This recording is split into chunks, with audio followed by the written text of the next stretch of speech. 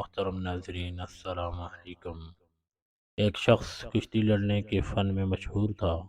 وہ 360 دو بیچ جانتا تھا اور ہر روز ان میں سے ایک دو کے ساتھ کشتی لڑتا تھا۔ ایک شاگرد پر وہ بہت مہربان تھا۔ اس کو 359 دو سکھا دیے، صرف ایک دو اپنے پاس رکھا۔ وہ نوجوان کچھ عرصہ میں زبردست پہلوان بن گیا اور دور دور تک اس کی شہرت پھیل گئی۔ ملک بھر میں کسی پہلوان کو اس کا مقابلہ کرنے کی جرت نہ ہوتی تھی۔ ایک دفعہ اس نوجوان نے اپنی طاقت کے ذم میں بادشاہ وقت سے کہا کہ استاد کو مجھ پر جو فوقیت حاصل ہے وہ اس کی بزرگی اور تربیت کے حق کی وجہ سے ہے، ورنہ قوت اور فن میں اس سے کم نہیں۔ بادشاہ کو اس کی یہ بات پسند نہ آئی اور اس نے استاد شاگرد میں کشتی کرانے کا حکم دے دیا۔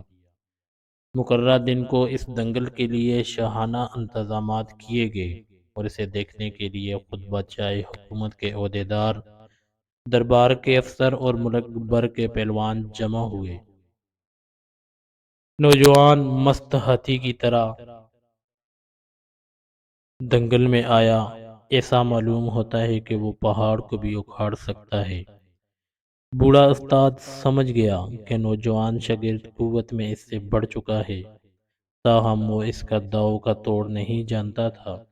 استاد نے اس کو دونوں ہاتھوں سے سر پر اٹھا لیا اور پھر زمین پر پٹخ دیا۔